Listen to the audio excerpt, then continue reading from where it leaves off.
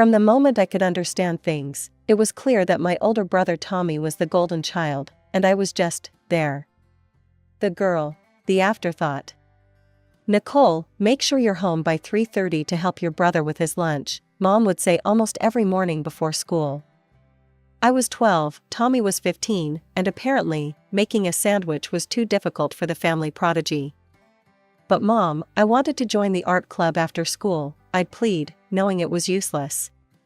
"Your brother has football practice. He needs proper nutrition. You know how important that is for him." She'd give me that look, the one that said the discussion was over before it began. Meanwhile, Tommy would be sprawled on the couch, his latest iPhone in hand, a birthday gift that made my hand-me-down flip phone feel like a relic from another century. "Yeah, Nikki," he'd smirk, not even looking up from his screen, "be a good sister." Dad was even worse about it. "Nicole, this is good practice for when you're a wife," he'd say, as if that was the pinnacle of what I could aspire to. A woman needs to know how to take care of her family. Every day was the same routine. I'd rush home from school, throw together whatever Tommy wanted to eat, iron his clothes for the next day, and try to squeeze in my homework between chores. While I was doing all this, Tommy would be at one of his many after-school activities: football, debate club, computer programming classes. Mom and Dad made sure he had every opportunity available.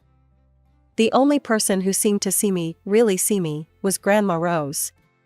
Her old Victorian house on the other side of town became my sanctuary. Every weekend I'd bike over there, pedaling fast through the tree-lined streets until I saw her distinctive wraparound porch come into view. "There's my girl," she'd call out from her garden, her silver hair gleaming in the sun. Inside her house, there was no hierarchy, no golden child.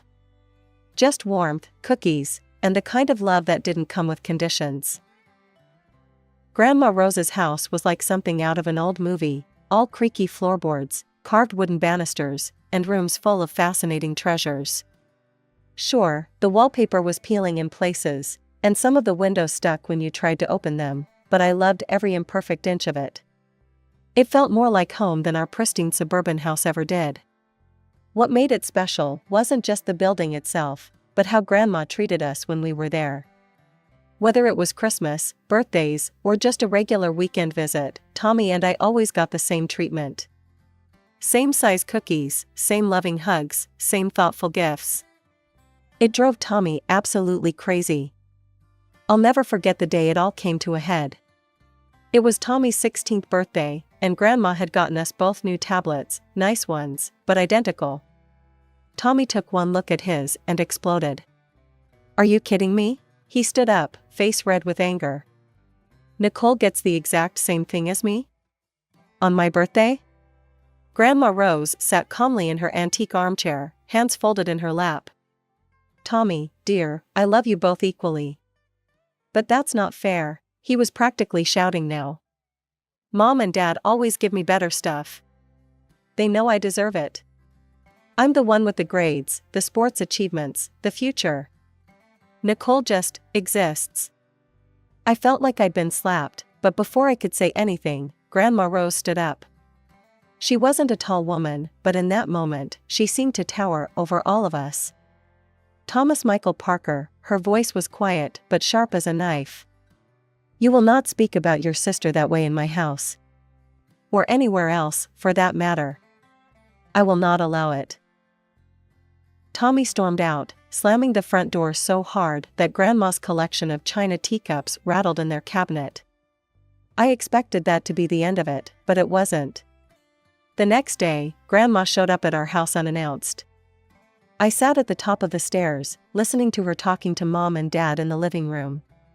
Her voice carried clearly, "The way you're raising these children is unacceptable. The favoritism needs to stop." "Mom, we're doing what's best for both of them," my mother tried to argue. "Really? Is that what you call it?" Grandma's voice was cold. "Well, if you want my continued financial support for their upbringing, things need to change." I couldn't believe what I was hearing. Later that night, I overheard Mom and Dad talking in their bedroom. "We can't afford to lose her money," Mom was saying. "We need it for Tommy's college fund, for all his activities. I know, Dad sighed. We'll have to play along. Give Nicole some stuff too. Keep your mother happy. Suddenly, everything changed. Within a week, I was enrolled in the piano lessons I'd been begging for since I was 10. A new iPhone appeared on my bedside table. My parents started asking about my day at dinner. The next time I visited Grandma, she was tending to her roses in the garden. She looked up at me with a knowing smile. You know, dear, she said, pruning shears in hand, I get detailed reports of how every penny of my support money is spent. Your parents seem to be making much better choices lately, don't you think? It's a strange feeling when you realize your parents' love comes with conditions. Yes, they were going through the motions, asking about my day, buying me things, showing up at my school events, but their hearts weren't in it. Their eyes would still light up differently when Tommy walked into the room. I learned to accept it. At least now I had my piano lessons and didn't have to spend every afternoon being Tommy's personal maid. Sometimes acceptance is easier than hoping for change. When Tommy graduated high school and got accepted to State University 3 hours away, you'd think he'd won the Nobel Prize. Mom and Dad threw this huge party, invited all the relatives, made speeches about their brilliant son. Grandma Rose sat in the corner, watching it all with those knowing eyes of hers. For the first few months, all we heard during family dinners was how well Tommy was doing at college. He'd call home weekly, telling stories about his classes, his professors, his bright future in business. Mom and Dad would put him on speakerphone, beaming with pride. Then came the letter. I was in my senior year of high school when Dad stormed into the house waving an official-looking envelope, his face purple with rage. Tommy was on academic probation, at risk of being expelled. Turns out all those study sessions he'd been talking about were actually parties. He'd barely attended any classes. Grandma Rose showed up the next day. I'd never seen her so angry. If you don't get that boy in line, she told my parents, her voice like steel, don't expect me to pay for another college when he gets himself kicked out of this one. And believe me, no other school will take him with these grades. The threat of losing Grandma's money sent my parents into a panic. They drove to State University that very weekend. I don't know exactly what they said to Tommy, but when he called the following week, he sounded different. Subdued. For once in his life, Tommy had to face actual consequences. By some miracle, Tommy managed to pull his grades up enough to stay in school. He graduated 4 years later and decided to stay in that city, taking a job at a local company. Meanwhile, I'd gotten into the business management program at City College, just 20 minutes from home. Grandma Rose paid my tuition too, though my parents barely seemed to notice I was in college at all. When I made the dean's list, the only celebration was a phone call with Grandma. 4 years flew by, and suddenly I was graduating with honors. Grandma was there, of course, beaming proudly. My parents showed up too, though they spent most of the ceremony talking about how Tommy was doing at his new job. I didn't care anymore. I had my degree, and better yet, I had a job offer from Parker & Associates, one of the biggest marketing firms in town. When Grandma Rose passed away, it felt like the world stopped spinning for a while. The day of her funeral, I couldn't stop staring at her garden, wondering who would tend to her beloved roses now. The reading of the will was held in her attorney's office, a week after the funeral. Tommy flew in from out of state, wearing an expensive suit that somehow still made him look like a kid playing dress-up. Mom and Dad sat between us, as if they were still needed as buffers after all these years. Mrs. Rose Parker's estate, the attorney began, adjusting his glasses, is to be divided between her 2 grandchildren, Nicole and Thomas Parker. He paused, looking at both of us. The division is to be determined by their own choice. One will receive the house, and the other will receive a sum of $500,000. The first choice goes to Thomas, as the elder grandchild. Tommy actually snorted. Is this some kind of joke? He looked around the room. You really expect me to want that musty old house? No, I'll take the money, I've got plans. I'm going to start my own business, show everyone what I can do. Nicole can have the old lady house with all its weird smells and creaky floors. I sat there, my heart pounding. The house. Grandma's house. My sanctuary all those years. I'll take it, I said quietly, but firmly. The next few years passed in a blur of hard work and determination. At Parker and Associates, I threw myself into every project, every challenge. My team's sales numbers kept breaking records, and within 3 years, I was promoted to head of sales. The salary increases that came with my success went straight into renovating Grandma's house. I took my time with the renovation, carefully preserving the house's character while modernizing everything else. New wiring, new plumbing, a state-of-the-art kitchen that still somehow felt like it belonged in a Victorian home. The garden I did myself, learning everything I could about roses, and continuing Grandma's legacy. Mom and Dad came to visit once it was done.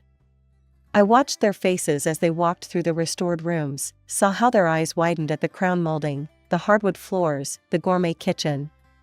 "This is incredible." Mom ran her hand along the marble countertop. Dad nodded, then sighed. "It's a shame Tommy didn't take the house. This would have been perfect for him and his new wife." And there it was. Some things never change. "Speaking of which," Mom added, trying to sound casual, "have you heard from your brother lately?" I hadn't, of course. None of us had been invited to his wedding 6 months ago. He'd gotten married in his wife's hometown, surrounded by her family and their mutual friends. Mom had shown me pictures she'd found on Facebook, Tommy in a tux, his new wife Rebecca beaming in designer white. The doorbell rang on a Sunday afternoon while I was pruning Grandma's roses. I wasn't expecting anyone, so I took my time wiping the dirt from my hands before heading to the door. When I opened it, I nearly dropped my gardening gloves.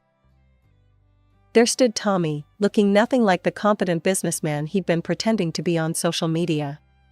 Beside him stood a woman I recognized from the wedding photos, Rebecca, his wife. She wore designer clothes and too much makeup, her eyes scanning my home like she was conducting an inspection.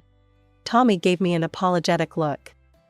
"Can we talk privately for a minute, Nikki?" We stepped into Grandma's old study, now my home office. Tommy closed the door behind us and turned to me with an expression I'd never seen before, desperation. "I need your help, sis," he said, his voice barely above a whisper. "The business, it's not good. We're about to lose everything. We had to give up our apartment, and..." He ran his hands through his hair. "Could we stay here for a while? Just until things turn around?" I stood there, stunned. Tommy had never asked me for anything before, unless you count all those years of demanded lunches and ironed clothes. "Please," he added, and for the first time since we were kids, I saw my brother instead of my parents' golden child. "Okay," I heard myself say. "But just temporarily." The next morning, my doorbell rang again. This time it was Mom and Dad, practically bouncing with excitement. We came as soon as Tommy told us. Mom rushed past me to embrace Rebecca. "Oh, sweetheart, we're so happy to finally meet you in person." For the next 2 hours, I might as well have been invisible. I served coffee, at Mom's imperious request, and listened as Rebecca charmed my parents with stories about her family's social connections and Tommy's brilliant business ventures. "Nicole," Mom called out as I headed to the kitchen, "be a dear and make us some lunch." Something nice, Rebecca's used to fine dining. That set the tone for the weeks that followed. I'd come home from long days at work to find Tommy and Rebecca lounging in my living room, expecting dinner to magically appear. "Aren't you going to start cooking?" Rebecca asked one evening, not looking up from her phone. "We're starving." "I just worked a 12-hour day," I replied, dropping my briefcase. "Why don't you cook something?" Rebecca's head snapped up, her eyes narrowing. "Excuse me? You should be grateful we let you stay here at all. The least you could do is cook decent meals." I turned to Tommy, confused. He pulled me into the study again. "Look," he whispered urgently, "Rebecca thinks this is my house. She thinks I'm letting you stay here out of kindness. She comes from money, she's used to a certain lifestyle. If she finds out I'm basically bankrupt, his voice cracked. She'll leave me. I stared at my brother, this man who'd had everything handed to him his whole life, now reduced to begging me to lie to his wife. Fine, I said finally. I won't tell her. But you two need to start treating me with respect in my own home. No more demands, no more attitude. Deal? Deal, Tommy nodded quickly. Thank you, Nikki. I mean it. True to his word, Tommy's demands for home-cooked meals stopped. Instead, I'd come home to find takeout containers from the city's finest restaurants scattered across my kitchen counter. Rebecca would be lounging on my sofa, picking at pad thai or sushi, barely acknowledging my presence. I didn't ask questions. Honestly, I was just relieved not to be playing chef after long days at the office. I settled into my own routine, grabbing dinner from the casual cafe near work. The arrangement seemed to be working. They stayed out of my way, I stayed out of theirs. Then came the phone call. Nicole? Mom's voice had that tone, the one she used when she was about to demand something. We need to discuss the restaurant bills. Tommy told us you'd cover the expenses at the end of the month. It's nearly $3,000. I nearly choked on my coffee. Excuse me?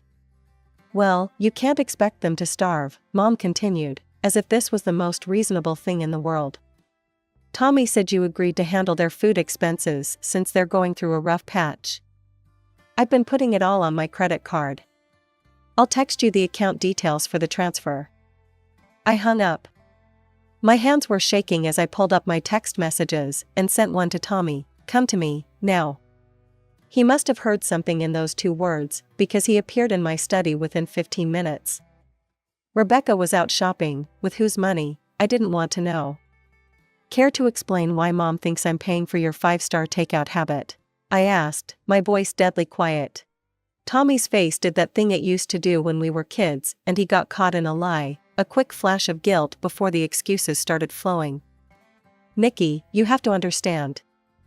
Understand what? That you're stealing from our parents now too? I'm not stealing, he ran his hands through his hair. I just borrowed. I was going to pay them back when things turned around. But Rebecca, she has certain expectations. If she knew how bad things really are. Stop, I held up my hand. I've heard enough about Rebecca's expectations. This ends now. I'll figure something out, he promised, his eyes pleading. Just give me more time. Don't tell Rebecca, please, Nikki.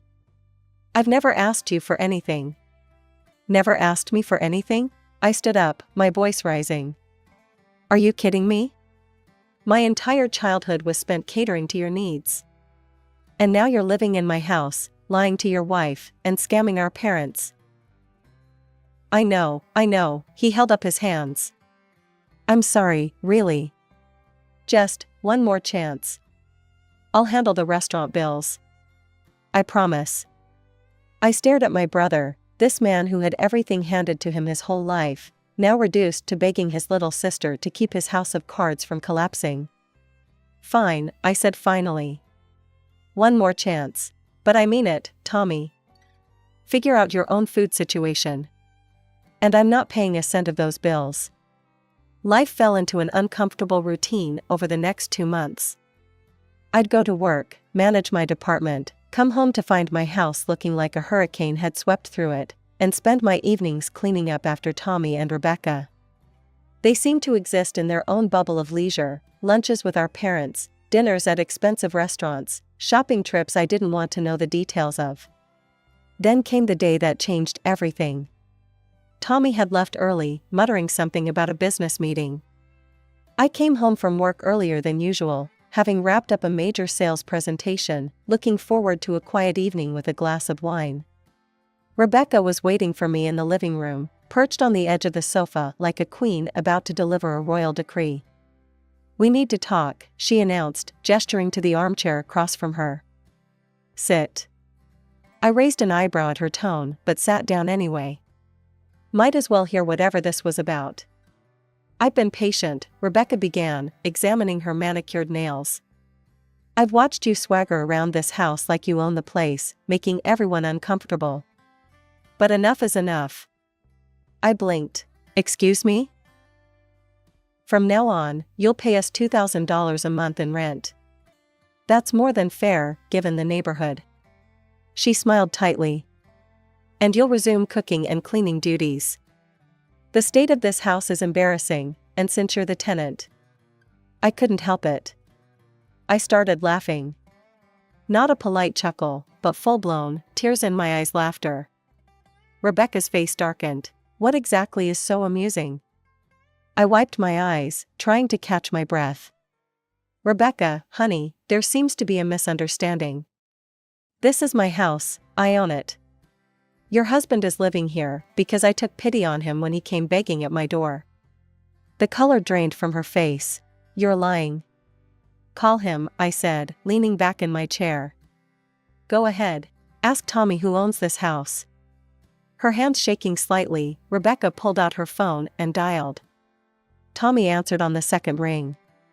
Darling, her voice was sharp enough to cut glass.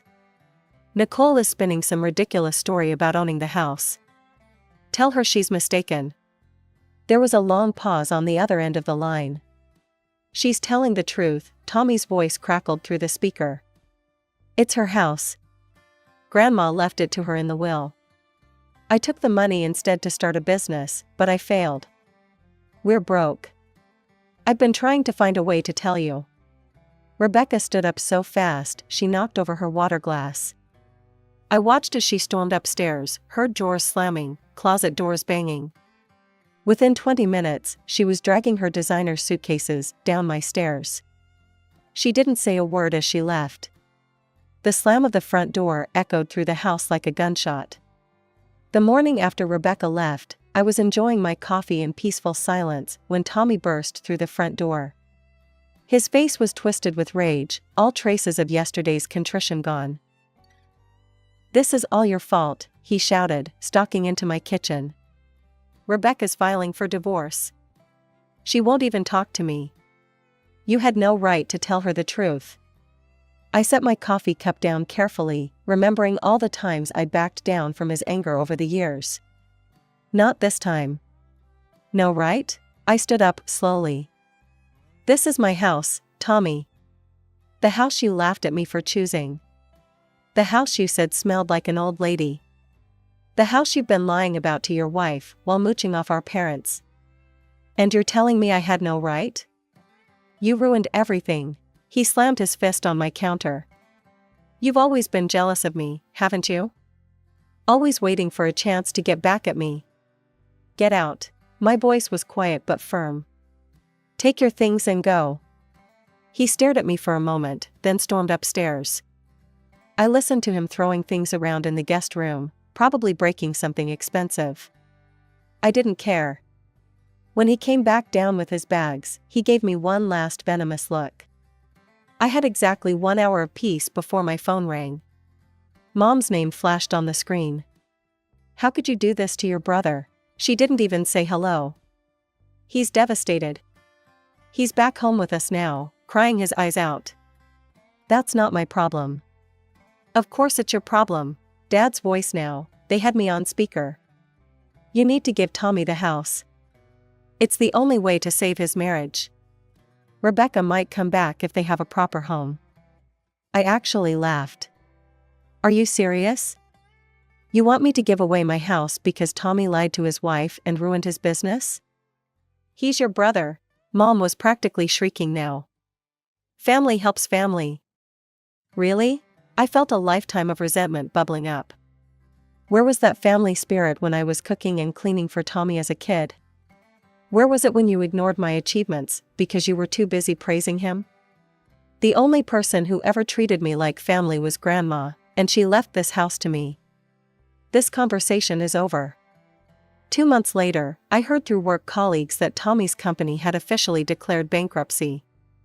His divorce was finalized around the same time.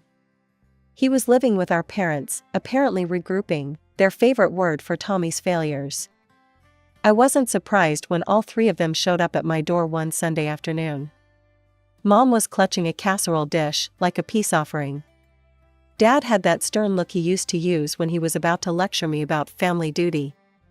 Tommy stood behind them, trying to look pitiful. I watched them through the security camera Grandma had installed years ago. They rang the bell again and again. Mom started calling out, "Nicole, we know you're in there. We need to talk about this as a family."